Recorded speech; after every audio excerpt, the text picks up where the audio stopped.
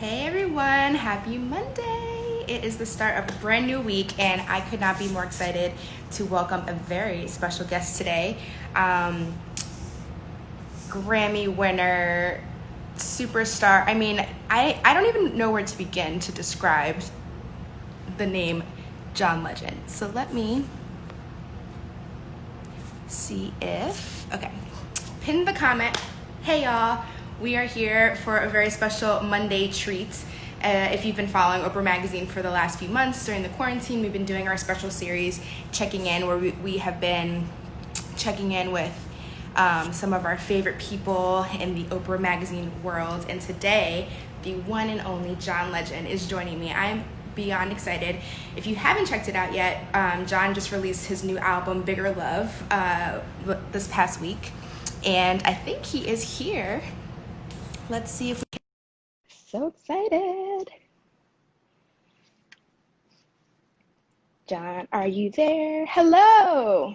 Hello, how are you? Good, how are you? Doing great, thank you. Thank you. Happy belated Father's Day. Thank you. We had a great Father's Day. Yeah, how did you guys spend your day? Well, I was so happy. A special that we had filmed for ABC for Father's Day aired last night, so that was great. And then Crissy surprised me and had a really nice restaurant quality dinner prepared for me, but in our backyard. So we did it social distancing style in our backyard. She gave me a really nice dinner, and I was surprised, and we had a really nice time. Nice. Oh, it sounds like a lovely Father's Day. Yeah. I have so many things to chat with you about, but first things first, checking in. How are you? How is your family doing with the quarantine? How are you guys holding up now that things are kind of slowly but surely opening up a little bit? We're good. We're still doing a lot of quarantine things, like the kids aren't going to school and we're barely leaving the house ourselves. We left for a few things for work, but, we've done, safe practices when we've done so, wearing masks whenever possible, and requiring that everybody who works with us wears a mask as well. So we're trying to do our best and do some things that are back to normal and some things that are getting us back to work, but still doing it safely. So you somehow in all of this managed to put out an album called Bigger Yes. Love. Yes. I've been listening to it nonstop. It's such a beautiful album. Thank you. You've called it your sexiest album yet. You've said that the songs are about joy and resilience. So what made you say, you know what, now is the time when I want to put out new music? Well, I always want to put the music out when it's ready. So for me, we had been working on the album since early 2019. Some of the songs are older than that, but we've been working on it in earnest and in full since early 2019. And by early 2020, I felt like I had a body of work that I was really proud of. I knew which songs I wanted to be on the album, and I just had to finish them. When I say finish them, I mean, do the string arrangements, the horn arrangements, all the things, the special seasoning that you want to put on something before you put it out. And so we had to do most of the seasoning while we were in quarantine. So, I would send notes to all the guys I was working with and say, I need you to add this to this section and add this to that section, but we did it all remotely. When I asked Coffee and Jhene, Aiko and Rhapsody to be on the song, most of their vocals were recorded after we went into quarantine as well. So I had to communicate with them digitally and just, explain what I was looking for in the records and have them recorded on their own time whenever they could. And so, the last few months of finishing the album had to happen while we were on lockdown, but we were able to get it done. And as soon as it was done, I wanted people to hear it. And I knew I was releasing it into crazy times. I knew not only were we in the middle of a pandemic, but just after we announced that we were going to release the album on June 19th, we saw a video of George Floyd being killed and people protesting in the streets. And so a lot was going on. And, I still felt like people need some uplifting music, so I'm going to give it to them. And hopefully it can help them get through what's been a tough spring, and hopefully the summer will be better for everybody, and hopefully this music will help them have a better summer. Yeah, that's something, I was thinking about this it feels like this week there's a lot more hope, and I think there are things that are uplifting us, like your new music, but it also, I worry a little bit that, I hope that George Floyd and the Black Lives Matter movement doesn't just turn into a news cycle that just, came and went. Yeah. How do you think that we can encourage people to keep this conversation going? Well, I believe that it hasn't been just an incident, an isolated incident, because Black Lives Matter has been organizing and being active in trying to make the change that they've been talking about for years now. And just because they're not on the top of the headlines every time doesn't mean they're not doing the work. And I speak with them a lot of the organizers and activists who are trying to get rid of our jails and prisons, who are trying to reduce the footprint of police in our lives. And this work is ongoing, and it gets highlighted during these big moments like the video of George Floyd being released, and other times when there, a big conflagration comes up. But the work is ongoing, and hopefully as many of us who can and are inclined to will stay engaged with local politics, because that's where a lot of the decisions are made. And at the least, vote to make sure that the right people are in charge in your community, that are making decisions on behalf of the community and trying to make our communities healthier and safer and stronger. So at the minimum, everybody should be encouraged to vote. But I think also being proactive in engaging with your local politicians and making sure they know that you are looking at what they're doing and holding them accountable for what they're doing. A few people are asking about also talking with your kids. How do you as a dad talk about things as heavy as this with young children? Well, I haven't really gotten to that point yet, because my daughter's 4 and she doesn't watch the news with us yet. So it'll be a little later in her life, I think. Not much later, but a little later, before we start really getting into some of the nitty-gritty of what's going on in our world. Right now, we're just trying to teach her to love who she is, love where she comes from, and know that she's loved and valued. And then as she gets older, and as my son gets older, we'll teach them about the real world and what's going on in the world. We'll teach them about what it means to be Black and what it means to be Asian, and what that means in their heritage and what it's meant in this country. And then hopefully also give them some hope that their generation can be one where we see real change happen, and real justice and real equality happen. Yes. I loved that you and Alicia Keys did a versus battle on Juneteenth. That was like what we need. I think like one of those things that we needed to uplift us in this moment. So many people were asking, would you guys ever do a collaboration album? Do you think that you would work together on something with Alicia? I think we should at least tour together at some point. We've done that before.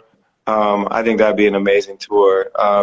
Joint albums are interesting too. I hadn't thought about that one, but I definitely think at some point we should tour together. I think people loved seeing us together on Friday, and it was just good energy and mutual respect and love, just good music. It was just a good night. I really had a blast, and Alicia had a blast. So we felt the love from the fans, and we were giving it right back. You had so many, obviously you've had so many classics, so many award-winning albums and songs over the years, and then now you have new music. What was your creative process like for Bigger Love? How did you kind of say, I want the sound to feel maybe different than what I've done before? Well, every album, I go into it not knowing exactly what I want from it. I want it to be great. I want it to be a reflection of where I am in my life at that time. And I have a sense of, maybe I should write with this particular songwriter, this producer, and see what we come up with. But I try a bunch of things. I try a bunch of ideas and see where they go. And then once I hit on some great ideas, I'm like, okay, this is what the core of the album is. This is what this is supposed to feel like. This is what I'm responding to right now. This is what's getting me excited. And so it's really a discovery process every time I start a new album. I don't know where it's going to lead me, but I'm open. I'm open to my muses. I'm open to the inspirations that come to me. I'm open to my collaborators giving me ideas. And then once we feel it, once we just know, oh, these songs are feeling really good, then I'm like, okay, now I know where I want this album to be. Now I know what the theme feels like. Now I know what I should probably call it. All those things start to happen as you write songs, as you start developing ideas, and you see what feels good for you. And this album, throughout the process, it felt colorful, it felt joyful. That's why when you look at the album art and all the photos you see me putting out, representing the album, everything's been full of color and vibrant and soulful, and that's what I feel like the album is. You had a virtual album listening party last week that I was in attendance, and I know you mentioned some of the songs were favorites of Miles and Luna's, and some were favorites of Crissy's. Tell us a little bit about what some of the songs on the album that your family is really loving. Well, the kids love I Do. That one is track number 3 on the album. It's really fun for them to dance to, and they love singing along to it. It's probably the simplest chorus on the album, too, so it makes it easier for a 2-year-old to sing along to.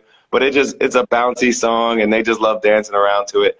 And then my wife loves the one I did with jhene Aiko, You Move, I Move. Thank you. She loves that one. She loves Wild, the one that features Gary Clark Jr. on the guitar. So those are 2 of her favorites. I love it. I know yesterday was Father's Day, but Crissy mentioned on Instagram that she's been in recovery. Have you been playing nurse this past week in addition to getting celebrated as a new artist with a new album out? Yeah, we've had a lot going on in the house. You know, she's recovering. She had a plastic surgery a couple of weeks ago that she's told everyone about. And, you know, it takes recovery time whenever you let someone, cut you up a bit. It takes you some time to recover. And so I've been trying to help her as much as possible. The babies have been trying to help and not sit on her too much. And you know, she's still a little sore, but she's getting much better. And she gave me a wonderful Father's Day yesterday. So I'm appreciative. That's so lovely. Well, you have a new album. You have a lot going on. What's next for John Legend? Any other big plans for the summer? Well, we're going to take a little break in July. I've been working so hard to get the album out and promote the album. We'll take a little break in July. Then, you know, we're going to come back and shoot The Voice in August. Crissy's got a lot of work to do when we come back. So we'll have plenty of work to do this summer and into the fall. But, you know, it's been a lot of work putting this album out, getting it ready for the public. And I feel so relieved to have it out. We're getting such great feedback from everybody. People are really enjoying it. Hopefully it can be with people all summer and give them some extra love and some extra, you know, just good feelings all summer. And then I'll get back to work doing all the things I have to do in August. Are you shooting any music videos anymore for the album? Yes, we are. I don't want to say what we're going to shoot yet, but we have a couple in mind, and we'll shoot them in June and July before I go on vacation. I love it. Well, before I let you go, we've been asking different people, you know, some people who are still in quarantine are going through a hard time right now. I'm sure everyone, even John Legend, has bad days. So what's one thing that picks you up if you're feeling sad or you're feeling down? This will sound self-serving, but music definitely picks me up. So if people are feeling down, music can definitely help. Of course, it's great to have a loving family. My kids, they brighten my life every day. They make me laugh. They make me smile. They make me proud to be a dad. And, of course, my wife makes me laugh a lot, too. She's very funny and keeps things exciting around the house. So I feel very fortunate. You know, music is great. My family's great. And I get to do what I love to do, which is a blessing. Love it. Well, everyone, Bigger Love is out now. Please go check it out. It's an amazing album. John, thank you so much for joining us. And thank you for having me. Stay safe. Of course. Stay safe, and we'll talk to you soon. All right. Take care. Okay. Bye-bye.